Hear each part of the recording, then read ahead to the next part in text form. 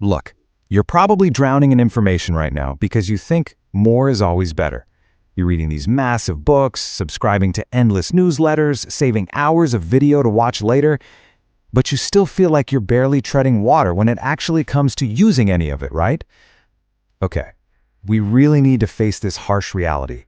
Seriously, think about it. How much do you actually remember from the very last 500-page book you finished? Like, really remember. If I handed you a blank piece of paper right now, what could you honestly write down? For most of us, it's the title, maybe a vague feeling of being inspired, or like one quote that sounded cool. You spent hours of your life on that, and without a specific system in place, that massive book left you with almost nothing.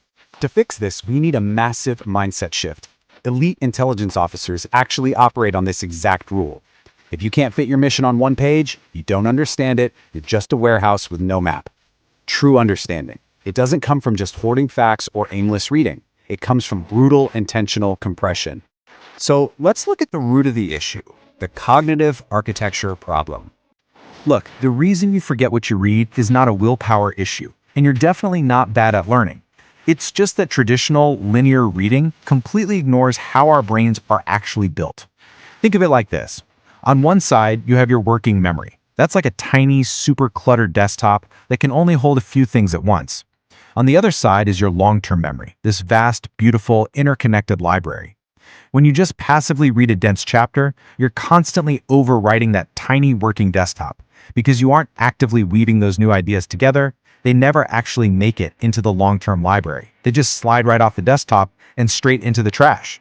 And here is the magic, or really the tragic number, 4. Your working memory can basically only handle about 4 chunks of information at any given time. So as you read page after page, new ideas are literally shoving the old ideas right out of those 4 slots. It's ironic, isn't it? We think reading more pages means we get more knowledge. But honestly, big books just make forgetting easier because all those extra pages just dilute the core signal. Which brings us to the actual solution, the one-page system.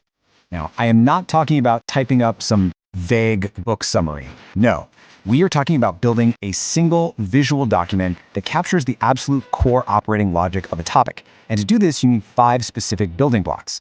First, your core principle, the absolute foundation in one single sentence. Next, your key levers. These are the 3 to 5 variables that actually determine success or failure. Third is a decision framework, basically your if-then rules for real life. Fourth, your watchouts, which are the predictable traps you need to dodge. And finally, a personal anchor. This is the specific, immediate action you're going to take today. By forcing a huge topic into just these 5 elements on a single page, you stop passively receiving and start actively operating. You aren't just writing down what an author says, you are figuring out how to actually use it. Let's see how this works in practice. Here is a system application for personal finance. Let's make this totally concrete, because information alone almost never changes behavior. But a system absolutely does. Imagine setting this up for your money. Your core principle is devastatingly simple. Spend less than you earn, invest the difference. Boom. But how do you actually execute? You focus on your key levers, your income, your expenses, your investment rate, and time in the market. Then you use your decision framework. Say, for any purchase over $50, you literally pause and ask, wait, does this move one of my levers in the right direction? You keep an eye out for your watchouts like lifestyle inflation or getting stuck in analysis paralysis.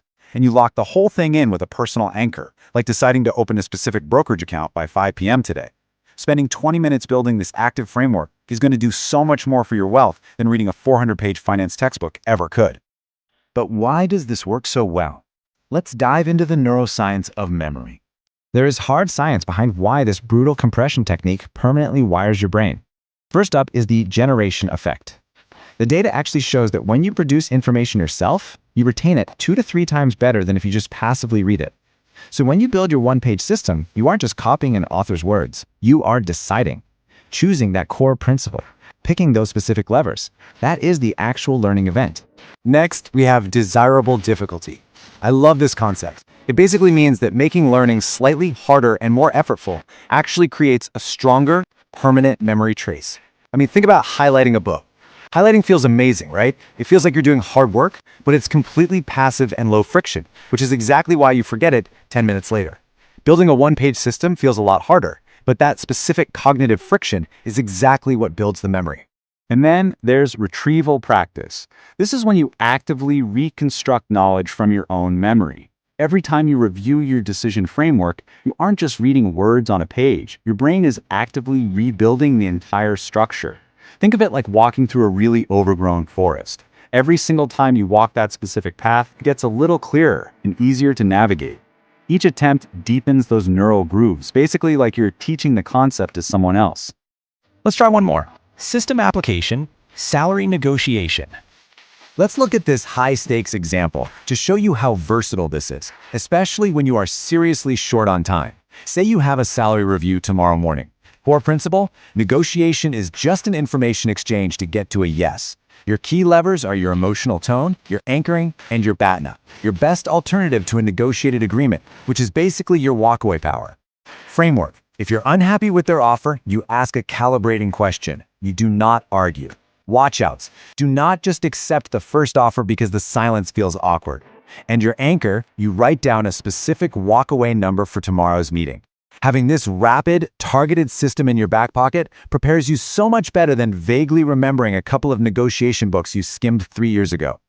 Okay, so how do you do this? Let's build your own system. Here is your exact step-by-step tactical playbook. First, pick a high-stakes topic that actually matters in your life right now. Then, consume your podcasts or books with real intent. You are hunting for the operating logic, not just reading for entertainment. Once you find it, write your one-sentence core principle first. This absolutely forces clarity. Then, identify the 3 to 5 key levers that actually move the needle.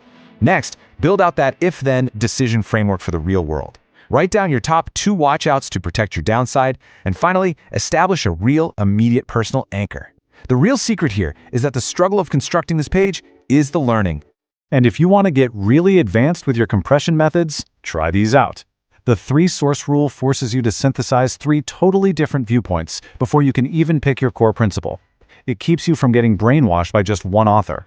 Then there's the Expose 20 writing method, where you have to explain your entire decision framework in exactly 20 words. Intelligence officers use massive constraints like this to instantly expose where their knowledge is weak. Because if you can't compress it, you don't actually understand it yet. Finally, there is the maintenance step. You just need to review your one-page system once a week for exactly 1 month. We are talking about 4 3-minute reviews. That is 12 total minutes of review over an entire month to lock in a lifetime of knowledge. This spaced repetition permanently cements the system into your long-term memory. And we'll end on this simple, profound truth. Scarcity forces depth. The goal of learning was never to mindlessly consume more content, listen to more audiobooks on double speed, or highlight more paragraphs. The goal is to actually become more capable in your daily life. So here is my challenge to you today. Stop passively consuming, pick one high-stakes topic, sit down, and actively build your system. Ask yourself right now, what do you actually want to become capable of doing?